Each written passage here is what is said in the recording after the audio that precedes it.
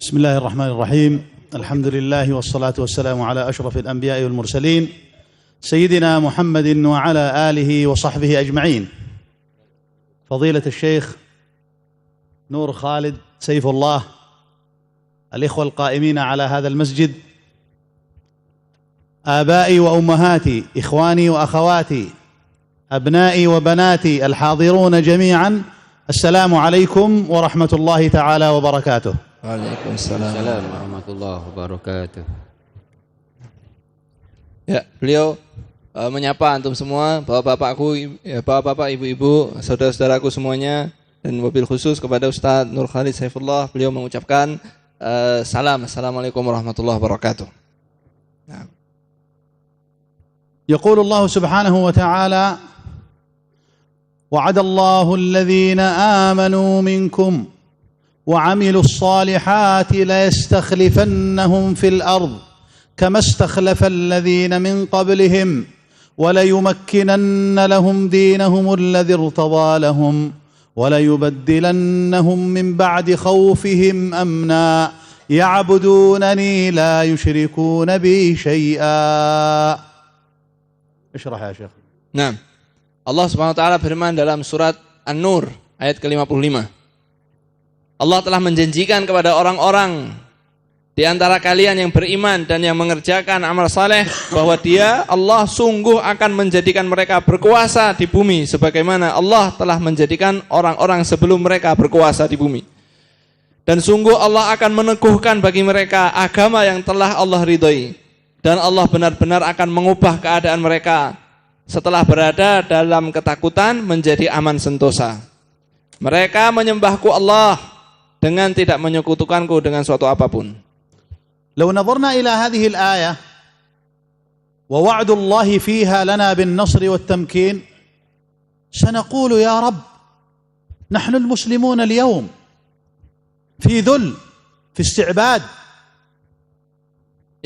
يستعبدنا مجموعة قليلة من اليهود ويستعبدنا غيرهم من غير المسلمين، فأين نصرك وأين تمكينك وأين وعدك الذي وعدتنا؟ Baik, kalau kita melihat ayat yang kita baca tadi, kita mungkin bertanya, ya Rob, kami ini orang Islam semuanya. Kenapa orang Islam sekarang ditindas oleh sekelompok kecil orang Yahudi dan mereka orang-orang yang mendukung mereka? Ya, mana janji Allah Subhanahu wa taala katanya akan dimenangkan dan diteguhkan di muka bumi. تعالوا نعود إلى الآيات من جديد وننظر الوعد لمن والنصر لمن والتمكين لمن والاستخلاف لمن. Ya, mari kita perhatikan ayat ini dengan seksama. Kita baca, yang dijanjikan oleh Allah itu buat siapa? Kemenangan buat siapa? Yang akan diteguhkan buat siapa? Yang akan dikuasakan di muka bumi itu siapa? يقول الله سبحانه وتعالى: وكان حقا علينا نصر المسلمين. الآية ماذا تقول؟ ليس المسلمين، وإنما وكان حقا علينا نصر المؤمنين. وكذلك تقول الآية الأخرى: وعد الله الذين آمنوا منكم وليس الذين أسلموا، وعد الله الذين آمنوا منكم وعملوا الصالحات ليستخلفنهم في الأرض. وتقول الآية الأخرى: ولو أن أهل القرى آمنوا وليس أسلموا آمنوا واتقوا لفتحنا عليهم بركات من السماء والأرض. فإذا الله سبحانه وتعالى يقول: أعطني إيمان أعطيك هذه الذي وعدتك بها. Kalau kita lihat ayat yang lain, Allah SWT firman, wa kana haqqan alaina nasrul muslimin. Ya. Allah tidak berkata wa kana haqqan alaina nasrul muslimin, tapi Allah firman wa kana haqqan alaina nasrul mu'minin, dan merupakan hak kami untuk menolong orang-orang bukan yang Islam tapi orang-orang beriman. Dalam ayat lain Allah Subhanahu wa taala juga berfirman, wa'adallahu alladhina amanu. Allah menjanjikan buat orang-orang yang beriman. Ya. Dan dalam ayat lain surat Al-A'raf Allah juga berfirman, walau anna ahlal qura amanu wattaqau. Kalau seandainya penduduk negeri itu beriman dan bertakwa, bukan berislam dan bertakwa. Nah, seakan-akan Allah mengatakan, beri aku keimanan Allah, aku akan beri kalian pertolongan dan kekuatan. فما هو الإيمان؟ يقول الله سبحانه وتعالى قالت الأعراب آمنا قل لم تؤمنوا ولكن قولوا أسلمنا ولما يدخل الإيمان في قلوبكم. Allah Subhanahu wa taala berfirman, kalau kita tanya, apa iman itu? Ya, apa iman itu? Allah Subhanahu wa taala berfirman, qalatil a'rabu amanna. Orang-orang Badui mengatakan, kami ini beriman. Qul lam tu'minu, katakanlah kalian itu belum beriman. Tapi katakanlah kami telah Islam, kami telah tunduk. Karena iman belum masuk ke dalam hatimu. Ya. إذن عندما يدخل الإيمان إلى القلب وهذه ما تسمى بالعقيدة. فالإيمان عقيدة وعمل. فإذا دخل الإيمان في القلب هنا أصبحت العقيدة. هل تكفي العقيدة لوحدها؟ لا. Ya, maka kita tahu bahwa ketika iman itu masuk di dalam hati, ya itulah yang disebut akidah atau keyakinan. Tapi apakah keyakinan itu cukup? Tentu tidak. Keyakinan itu harus diikuti dengan amalan. وحتى أوضح ما معنى الاعتقاد والعقيدة في القلب سأضرب لكم مثالا. Untuk menjelaskan makna keyakinan, saya akan memberi contoh. Nah, ini. هذا ميكروفون أتكلم فيه الآن أليس كذلك؟ Ya. Ini beliau nyebutkan contoh ya. Beliau ngecek, ini mikrofon yang saya pakai untuk berbicara. Antum setuju ya ini mikrofon ya? Nah. هل أحد منكم يستطيع أن يقول لا ليس ميكروفون؟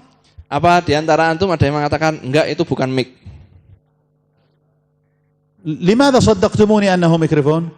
Kenapa antum percaya kalau itu mic? لأنني أثبتت لكم بالدليل العلمي أنه ميكروفون.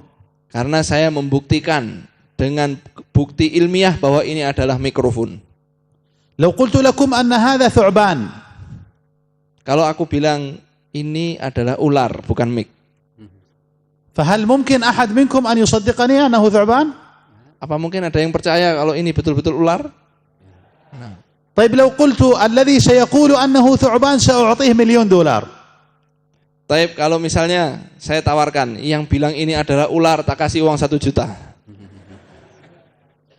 قد يقول واحد منكم نعم ثعبان من أجل $1,000,000 لكن في داخل قلبه لا والله أنه ميكروفون. Ya, mungkin diiming-imingi 1 juta tadi ada yang bilang ya itu ular. Tapi di dalam hatinya dia tidak akan meyakini itu ular, tapi hanya sekedar pengen uang 1 jutanya. هذه هي العقيدة. ولذلك جاء القرآن بتوضيح الأدلة عبر الأدلة الثلاثة لنا. هل لنا خالق؟ هل خلقنا عبثا؟ من الذي خلقنا ولماذا خلقنا؟ Maka dari itu ya Allah Subhanahu wa taala ya menjelaskan tentang akidah ini dalam Al-Qur'an dengan 3 bukti dasar utama. Ya. Siapa yang menciptakan kita? Ya. Dan kenapa kita diciptakan? Gitu ya. ثلاثة الأدلة العقلية. Ya. Yang beliau akan menyebutkan 3 dalil utama. Kenapa kita diciptakan, siapa yang menciptakan kita dengan 3 dalil utama. Al-adillah al-ula العقلية. Yang pertama adalah أعطاك العقل وأعطاك السمع وأعطاك البصر وقال لك إن السمع والبصر والفؤاد كل أولئك كان عنه مسؤولا. Yang pertama adalah dalil-dalil akal. Allah memberikan kita itu akal, mata, telinga. Kemudian Allah berfirman, Innas sam'a wal basara wal fu'ada, sesungguhnya penglihatan, pendengaran dan hati kita semua akan ditanya oleh Allah Subhanahu wa taala. فالدليل العقلي يقول أن هذا الميكروفون له صانع. Secara akal ya menyatakan bahwa mic ini ada yang menciptakannya, ada yang membuat. فلو أن شخصا قال لا هذا وجد هكذا فجأة وجدناه موجود لا يوجد له صانع ماذا سنقول عنه؟ Kalau ada orang yang bilang mikrofon ini tidak ada yang ciptakan, tahu-tahu ada sendiri. Kira-kira kita mau bilang orang apa itu? مجنون مغفل. طيب إذا كان الميكروفون هذا له صانع فأنت لك وجدت هكذا عبثا من دون خالق؟ Ya, kalau mikrofon aja kita bilang ada yang membuat. Apa diri kita ini ya diciptakan tahu-tahu ada, ya tubuh kita ini diciptakan tahu-tahu ada, pasti tentu ada yang menciptakan. لا يمكن أن توجد خلق. فالقاعدة العقلية تقول أن العدم لا يخلق شيء. Ya, secara akal menentukan bahwa yang enggak ada itu enggak bisa menciptakan apa-apa. Ya. ولذلك قال الله سبحانه وتعالى أم خلقوا من غير شيء أم هم الخالقون. Ya, maka dari itu Allah firman dalam surat At-Tur, apakah mereka itu diciptakan begitu saja tahu-tahu ada, ataukah mereka menciptakan diri mereka sendiri?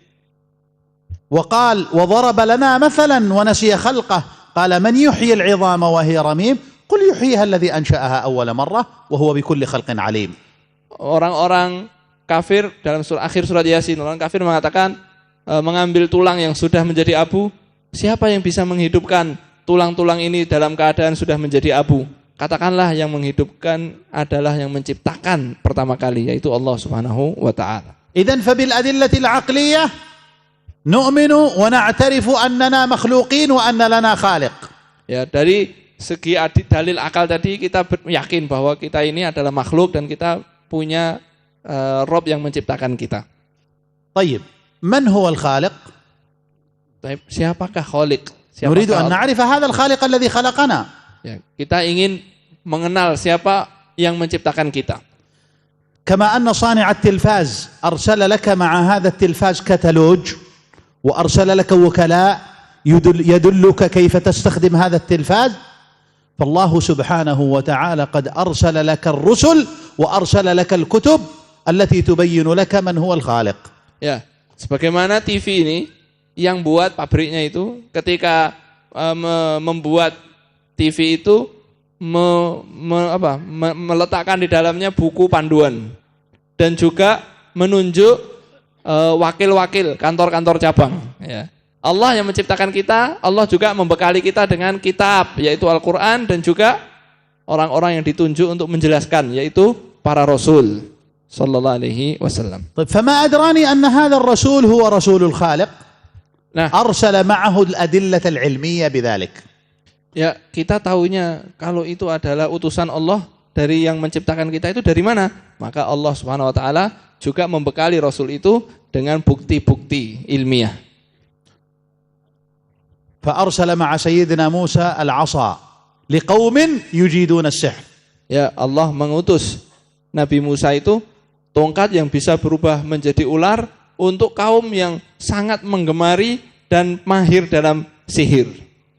فكانت تلك الآية والمعجزة الخارقة لأهل علم ذلك السحر أن جعلتهم يسلمون ويسجدون ويقولون آمنا برب العالمين. Ya, maka bukti mukjizat tersebut ketika dilihat oleh penduduk yang sangat ngerti tentang sihir, ya mereka langsung tahu bahwa ini bukan sihir dan langsung beriman dan sujud kepada Allah Subhanahu wa taala yang menciptakan mereka.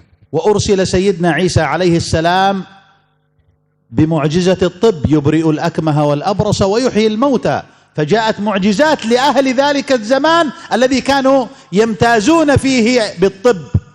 Ya, Nabi Isa contohnya alaihi salam ya diutus oleh Allah Subhanahu wa taala dengan mukjizat bisa menyembuhkan penyakit lepra, kusta, ya bahkan bisa menghidupkan orang mati sekaligus. Ya, maka mereka penduduk zaman tersebut yang sangat menggemari ilmu kedokteran, sangat berkembang di zaman tersebut ilmu kedokteran, tahu bahwa ini ya bukan dokter, ini adalah utusan dari Allah Subhanahu wa taala. Wa kana sayyiduna Muhammadin sallallahu alaihi wasallam khatam al-anbiya wal mursalin, jaa bi mu'jizatin fi zamanihi wa jaa bi mu'jizatin khalidah li'annahu khatamul anbiya, jaa bi mu'jizatil Qur'an, tilka al-mu'jizah al-mutajaddida fi bayaniha wa fi ilmiha wa fi ayatiha وفي اجتماعها وفي اقتصادها وفي كل أمر من أمور هذه الدنيا. Ya, kemudian datanglah Nabi Muhammad SAW sebagai penutup para rasul. Beliau juga dibekali dengan mukjizat. Mukjizat yang terjadi di zaman beliau dan juga dibekali karena beliau rasul terakhir dibekali mukjizat yang kekal sampai zaman dan sampai akhir zaman, yaitu Al-Qur'anul Karim. Di sana ada kemukjizatan dari segala bidang, dari ilmu teknologi, dari ilmu ekonomi, dari ilmu sosial, semuanya, dan terus akan berkembang terus ilmu yang mengungkap tentang kemukjizatan Al-Qur'an. ولذلك قال الله سبحانه وتعالى ويرى الذين أوتوا العلم الذي أنزل إليك من ربك هو الحق ويهدي إلى صراط العزيز الحميد. Allah SWT firman, dan orang-orang yang diberi ilmu berpendapat bahwa wahyu yang diturunkan kepadamu Muhammad dari Rabbmu itulah yang benar, ya, itulah yang benar. Jadi dengan mukjizat-mukjizat tersebut orang-orang itu merasa tahu bahwa memang itu adalah benar dari Allah Subhanahu wa taala. Wa yaqul sanurihim ayatina fil afaqi wa fi anfusihim hatta yatabayyana lahum annahu al-haq. Dan Allah berfirman, sanurihim ayatina, akan terus-menerus kami perlihatkan kepada mereka bukti-bukti kebesaran kami di alam semesta ini dan di dalam diri mereka sampai nyata jelas bahwa Allah Subhanahu wa taala dan Al-Qur'an itu benar. Idzan fal adillatul ilmiyyah allati arsalaha lana Allah tubayyinu lana man huwa khaliquna. Ya, Allah mengutus dalil-dalil, Allah Subhanahu wa taala membekali Rasul dengan dalil-dalil akal, ya, membekali Rasul dengan dalil-dalil akal yang menjelaskan kepada kami, menjelaskan kepada kita tentang Allah yang menciptakan kita. ثم يأتي الدليل الثالث وهي الأدلة النقلية. ماذا يريد الخالق منا؟ ماذا يريد الله منا؟ Ya, kemudian bukti yang berikutnya adalah yaitu dalil-dalil nakli, yaitu apa yang Allah inginkan dari kita, ya, apa yang Allah maksudkan daripada menciptakan kita. وهنا يأتي إلى الجانب العملي من الإيمان. بعد العقيدة يأتي الجانب العملي إقامة الصلاة إيتاء الزكاة التي جاءت في الأدلة النقلية. Ya, baru setelah itu di dalam dalil-dalil nakli Allah ingin kita sholat, ya, ini adalah sisi amal. Jadi, kalau tadi keyakinan sampai kita yakin Allah yang benar, maka kita di sini taat kepada Allah, disuruh sholat, disuruh zakat, disuruh amal soleh. فإذا كان الإنسان يقيم الصلاة ويؤتي الزكاة وكذا ولكن ليس عنده عقيدة أن الله هو الذي خلقه، يعني هذا ما وجدنا عليه آباءنا كذلك يفعلون، يعني يقوم بهذه الأشياء دون اعتقاد بمن خلقه ودون اعتقاد بأنه خلق، هذا سرعان ما يضيع إذا جاءته شبهة من الشبهات حول هذا الدين تجده يسقط ويلحد. Ya, maka kalau ada orang sholat, zakat, melakukan amal soleh, tapi hatinya itu enggak meyakini dengan keyakinan yang kuat. Ini orang-orang seperti ini jika datang sedikit syubhat, sedikit kerancuan, sedikit pertanyaan yang membingungkan, dia cepat sekali keluar dari agama Islam, cepat sekali mundur ke belakang. Na'udzubillah min dzalik. Wa haula'i al-'arab alladhina dzakarathum al-ayah qul lam tu'minu walakin qulu aslamna wa lamma yadkhul al-iman fi qulubikum. Antum aslamtum wastaslamtum bi ada'i al-ibadat lakin lam yadkhul al-iman fi qulubikum ba'd.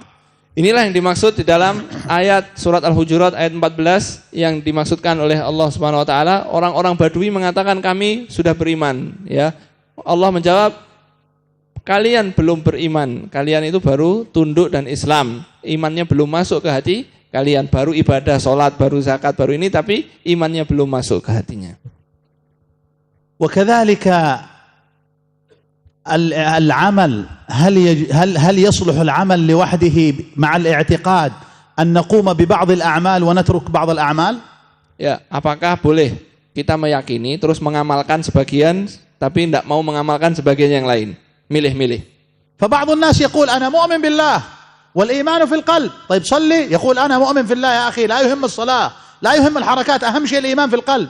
لا يا حبيبي، إبليس أفضل منك إذا كنت كذلك. Ya. Kita nggak bisa mengatakan sudahlah, yang penting saya ini beriman. Kalau suruh sholat, ya akhi, sholat nggak penting. Yang penting kita itu iman. Iman itu ada di dalam hati. Nggak boleh mengucapkan seperti itu. Iblis pun bisa jadi lebih utama daripada kita. Iblis itu ya meyakini dalam hatinya, begitu ya. فإبليس يؤمن بالله ويعرف أن الله حق وأن الجنة حق وأن النار حق ويعبد الله وكان يصلي لله، لكنه خالف الله في أمر واحد وهو السجود لآدم فغضب الله عنه وأخرجه من الجنة. فمن أنت بجانبه؟ Ya, iblis itu ya kenal Allah betul, mengerti Allah betul, ya, meyakini Allah betul, akan tetapi dia menolak satu perintah saja, yaitu suruh sujud kepada Adam, dia nggak mau. Akhirnya dia diusir dari rahmat Allah, dilaknat, diusir dari jannah sampai hari kiamat. Lah kita ini dibanding iblis ini apa? Ya, dia lebih kenal Allah mungkin daripada kita semuanya. إذن فلا بد أن نطيع الله في كل ما أمر. Ya, maka kita harus taat kepada Allah, semua yang diperintahkan kita jalani. أفتؤمنون ببعض الكتاب وتكفرون ببعض؟ Apakah kalian beriman dengan sebagian Al-Quran, kemudian kalian nggak mau beriman kepada sebagian lainnya? فما جزاء من يفعل ذلك منكم إلا خزي في الحياة الدنيا ويوم القيامة يردون إلى أشد العذاب. Ya, tidaklah ada balasan orang yang melakukan seperti itu kecuali kehinaan di dalam kehidupan dunia, dan di akhirat akan dikembalikan kepada siksaan yang lebih keras. إذن فأعمال الإيمان ما هي؟ Kemudian amalan iman itu apa saja? أول عمل من أعمال الإيمان هي أعمال القلب. Ya. بعد العقيدة أعمال القلب. Setelah meyakini, amal pertama adalah amalan hati. ما هي أعمال القلب؟ Apa saja amalan hati itu? الخوف من الله، Ya, takut kepada Allah, الخشوع لله، ya, khusyuk tunduk kepada Allah, الرجاء من الله، ya, berharap hanya kepada Allah Subhanahu wa taala. الابتهال إلى الله، Ya, bermunajat, tunduk kepada Allah, menghinakan diri di depan Allah. التضرع إلى الله. Ya, merengek kepada Allah, minta kepada Allah. فهذه هي أعمال القلب. Ya, ini semua adalah amalan hati. ما هي أعمال اللسان؟ العمل الثاني هو أعمال اللسان. Amalan lisan sekarang. ما هي أعمال اللسان؟ أول عمل من أعمال اللسان هي شهادة أن لا إله إلا الله وأن محمد رسول الله. Ya, paling pertama amalan lisan adalah kita mengucapkan syahadat la ilaha illallah Muhammad Rasulullah. ثاني عمل من أعمال اللسان هي قراءة القرآن وتلاوة القرآن. Di antaranya adalah kita membaca Al-Qur'an, tilawah Al-Qur'an. ثالث عمل من أعمال اللسان هو ذكر الله، واذكروا الله الذاكرين الله كثيرا والذاكرات. Ya, zikir kepada Allah. Ya. Bagi 5 دقائق ya Syekh. رابع عمل من أعمال اللسان هي الأمر بالمعروف والنهي عن المنكر. Ya, amar ma'ruf nahi mungkar itu juga amalan lisan. ومن أهم أعمال الأمر بالمعروف والنهي عن المنكر نصرة إخواننا اليوم في غزة. Ya, termasuk amalan lisan yang paling utama di antaranya adalah membela saudara-saudara kita di Gaza. فنأمر بالمعروف بأن نكون معهم وأن نعينهم وأن لا نتركهم لوحدهم. Ya, kita mengajak kebaikan dengan mengajak orang untuk membela mereka, membantu mereka dan menolong mereka. وننهى عن المنكر بأن ندعو إلى مقاطعة المنتجات للشركات التي تدعم الكيان الصهيوني وتشتري السلاح لقتل أبنائنا وإخواننا هناك. Kita mencegah kemungkaran dengan melakukan boikot dan mengajak umat ini untuk memboikot semua produk-produk yang membantu membunuhi saudara-saudara kita di sana. الأعمال الثالثة هي أعمال الجوارح. Amalan yang ketiga adalah amalan anggota tubuh. وأعمال الجوارح هي الصلاة والصيام والحج وماذا؟ والجهاد في سبيل الله. Amalan anggota tubuh seperti sholat, puasa, zakat, dan diantaranya adalah jihad di jalan Allah Subhanahu wa ta'ala. والجهاد في سبيل الله نوعان. Dan jihad jalan Allah ada 2 jenis. نوع بالنفس وهذا إن قام به البعض سقط عن الباقين. Yang pertama jihad dengan jiwa kita, dengan raga kita. Ini kalau sudah ada yang mencukupi, yang lain tidak dosa kalau tidak melakukan. وجهاد بالمال وهذا حتى لو قام به البعض لا يسقط عن الباقين. Nah, yang kedua adalah jihad dengan harta. Ini jihad dengan harta, kalau sudah ada yang melakukan dan cukup, yang lain tetap harus. Ya. Beda dengan jihad dengan jiwa dan raga. فإذا قلت أنا لا يوجد لدي مال أقول لك حرض غيرك. فهذا نوع من الجهاد بالمال عندما تحرض الغير. Ya, kalau kita mengatakan saya tidak punya uang, ya kamu harus ngajak orang lain untuk berjihad dengan hartanya. Kalau kamu nggak punya uang, ya kamu punya kewajiban untuk menyemangati orang untuk berjuang dengan hartanya. ولذلك جاءت جميع آيات الجهاد قدمت جهاد المال بجهاد النفس ما عدا في آية واحدة. Kalau kita membaca semua ayat tentang jihad, semua itu didahulukan jihad dengan harta, kecuali di satu ayat saja mendahulukan jihad dengan jiwa. ثم من أعمال الجوارح التجارة والصناعة والزراعة وكل أعمالك من أجل الاستخلاف في الأرض لأن الله استخلفك في هذه الأرض وأمرك بعمارتها فكل هذه من أعمال التي أمرك الله بها هي من أعمال الجوارح. Ya, yang berikutnya amalan anggota tubuh yang utama yaitu diantaranya kita bekerja, bercocok tanam, berbisnis, itu semua kita niatkan untuk kita bisa memakmurkan bumi dan menguasai bumi ini untuk kebaikan-kebaikan. فإذا تحقق هذا فينا تحقق فينا الإيمان واستحققنا نصر الله واستحققنا التمكين واستحققنا الرفاه واستحققنا الرخاء واستحققنا الهداية. Kalau kita realisasikan hal tersebut, berarti kita sudah merealisasikan iman. Kalau kita sudah merealisasikan iman, maka kita bisa merealisasikan pertolongan Allah, bisa merealisasikan kemenangan, bisa merealisasikan kemakmuran, bisa merealisasikan semua yang dijanjikan oleh Allah kepada kita. وسأختم مجلسي هذا بقصة تبين لكم كيف يستطيع الله سبحانه وتعالى أن ينصر عباده المؤمنين حتى لو كانوا قلائل وهي قصة طالوت وجالوت. Ya, saya akan menutup di pertemuan ini dengan satu cerita. Bagaimana satu kelompok kecil ini kalau dia merealisasikan iman pasti ditolong oleh Allah Subhanahu wa taala, yaitu kisahnya Talut dan Jalut. قوم طالوت كانوا مشردين شردهم جالوت في الأرض وطردهم من بيوتهم وطردهم من أموالهم وسبى نساءهم فكانوا يقولون لنبيهم ادعوا الله لنا أن يبعث لنا ملكا نقاتل. Ya, tadinya Talut ini ya kaumnya ini diusir, diperangi, ditindas, ya, tidak punya rumah, diusir dari rumahnya, sehingga mereka mengatakan kepada raja mereka, kepada nabi mereka, tolong utus kepada kami seorang yang dapat memimpin kami untuk berjuang ya di jalan Allah Subhanahu wa taala, merebut apa yang mereka rebut dari kami. فأرسل الله لهم طالوت ملكا فتجهز كما جاءت في الروايات 80,000 مقاتل.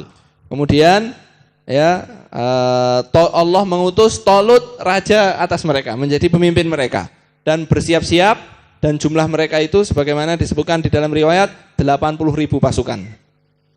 لكن طالوت قال لا يكفي هؤلاء العدد الكبير بدون إيمان. لا بد أن يتم الاختبار لهم حتى نرى من هم المؤمنون الصادقون منهم. Ya, tapi Talut mengatakan jumlah yang banyak ini nggak cukup. Harus dites mana ini yang benar-benar beriman. Baru itu yang bisa dipakai untuk pasukan untuk menang. Ya, maka harus dites. فقال إن الله مبتليكم بنهر فمن شرب منه فليس مني ومن لم يطعمه فإنه مني إلا من اغترف غرفة بيده أي أخذ حاجته للطريق. Ya, kemudian Allah menguji pasukan yang banyak itu dengan sebuah sungai. Dilarang mengambil air dari sungai tersebut. Siapa yang mengambil air maka bukan dari pasukan kami, nggak boleh ikut. Siapa yang tidak mengambil air dari sungai itu baru boleh ikut, kecuali yang mengambil dengan tangannya, cuman minum dengan tangannya, mencukupi kebutuhannya saja. Tapi tidak boleh ngisi tempat-tempat ya, cuman mengambil sebutuhnya saja. فشربوا منه إلا قليلا منهم فلما جاوزه هو والذين آمنوا معه قالوا لا طاقة لنا اليوم بجالوت وجنوده عندما رأوا أن جالوت لديه جيش وهم أصبحوا قليل قالوا لا نستطيع أن نقاتل هذا الجيش. Ketika mereka melewati sungai itu, ternyata mayoritas pasukannya itu minum air semuanya. Sehingga ya setelah lewat ya enggak diajak semuanya. Yang tidak minum itu cuma sedikit. Lah kelompok yang sedikit ini mau berhadapan dengan pasukannya Jalut, wah kami enggak mampu. Pasukan ini sedikit, mereka jumlahnya banyak. وهنا خرج منهم شوفوا 80,000 نقصوا حتى أصبح منهم 314 شخصا فقط. Ya, dari 80.000 pasukan itu yang taat dengan perintah untuk tidak minum hanya 314 orang. قال الذين يظنون أنهم ملاقوا الله كم من فئة قليلة غلبت فئة كثيرة بإذن من؟ بإذن الله، ليس بإذن الأمم المتحدة ولا بإذن مجلس الأمن ولا بإذن الجامعة العربية. Ya. Tapi apa yang dikatakan oleh pasukan yang sedikit itu, ya, mereka mengatakan berapa banyak kelompok yang kecil berhasil mengalahkan kelompok yang besar dengan izin Allah, bukan dengan izin Amerika, bukan dengan izin PBB, bukan dengan izin yang lain, tapi dengan izin siapa? Allah Subhanahu wa taala. فلما برزوا لجالوت وجنوده قالوا ربنا، لجأوا إلى الله، ربنا أفرغ علينا صبرا، أنزل علينا صبرا حتى نستحق ذلك، أفرغ علينا صبرا وثبت أقدامنا وانصرنا على القوم الكافرين، فهزموهم بإذن الله. Ya, ketika mereka maju melawan tentara Jalut dan tentaranya, mereka berdoa. Nah ini doa, ya Allah, limpahkanlah kesabaran kepada kami, kokohkanlah langkah kami dan tolonglah kami menghadapi orang-orang kafir. Hasilnya apa? Fahazamuhum biiznillah. Mereka berhasil mengalahkan dengan izin Allah. Mereka berhasil menang dengan izin Allah. هذه قصة ذكرها لنا الله سبحانه في كتابه وتكررت معنا في تاريخنا الإسلامي، وكان آخرها ما يحصل اليوم في غزة من مليار مسلم 2 مليون يدافعون عن مليار مسلم داخل أرض صغيرة ويقاومون أكبر قوة على وجه الأرض.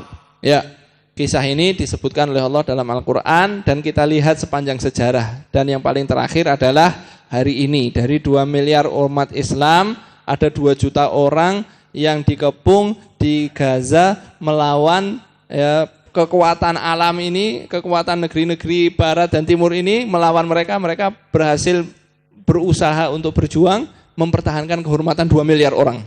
Nah. كيف نستطيع أن نساهم معهم وأن نكون معهم؟ لأن الله سبحانه وتعالى يقول يا أيها الذين آمنوا اتقوا الله وكونوا مع الصادقين والصادقون هم من المؤمنين رجال صدقوا ما عاهدوا الله عليه. الوقت إيش؟ الوقت. طيب آخر شيء.